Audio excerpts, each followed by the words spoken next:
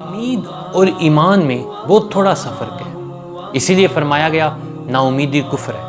فرمایا لا تقنطوا من رحمت اللہ، اللہ تعالیٰ کی رحمت سے نا امید مت ہو۔ امید حضرت ابراہیم علیہ السلام کو جب آگ میں پھینکا گیا، جب نار نمرود میں گرایا گیا، حضرت ابراہیم علیہ السلام کا آگ میں جانا یہ تھا ایمان، اور رب آپ کی حفاظت فرمائے گا، رب آگ کو آپ پر سلامتی والا کر دے گا، یہ تھی امید۔ فرمایا اے آگ ابراہیم علیہ السلام پر سلامتی والی ہو جا۔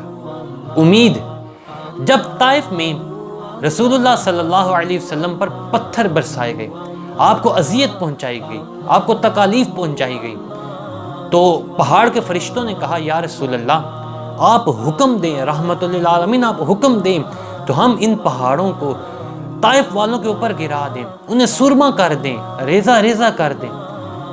آپ علیہ الصلوۃ والسلام نے ایسا کرنے سے منع فرمایا، یہ تھا ایمان۔ فرمایا ہو سکتا ہے ان کی اولاد ایمان لے آئے، یہ تھی امید۔ امید کیا؟ پاک صحابیہ حضرت زنیرہ رضی اللہ تعالی عنہا، ابو جہل نے آپ کو طرح طرح کی تکالیف پہنچائی۔ ابو جہل نے کہا اگر اسلام اتنا عظیم ہوتا تو ہم جیسے سردار پہلے اسلام قبول کرتے، نہ کہ زنیرہ جیسی غلام۔ حضرت زنیرہ کو طرح طرح کی تکالیف پہنچائی گئی، یہاں تک کہ آپ کو نابینا کر دیا گیا۔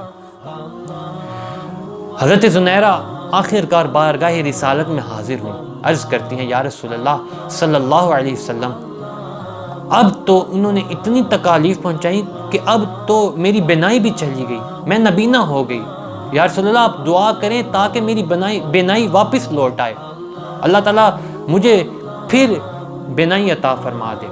حضور نے فرمایا اے زنیرہ خود دعا کرو، اللہ تعالیٰ تمہاری بینائی کو واپس لوٹا دے گا۔ حضرت زنیرہ کا اللہ تعالیٰ کے حضور ہاتھوں کو اٹھانا، اللہ کے حضور دعا کرنا، یہ تھا ایمان، اور بینائی کا واپس لوٹ آنا یہ تھی امید۔ ایمان اور امید جب قرآن کریم اٹھائیں، قرآن کریم کو دیکھا، پڑھا، اللہ تعالیٰ نے قرآن کریم میں ارشاد فرمایا ان اللہ علی کل شیء قدیر، یہی ہے ایمان اور یہی ہے امید۔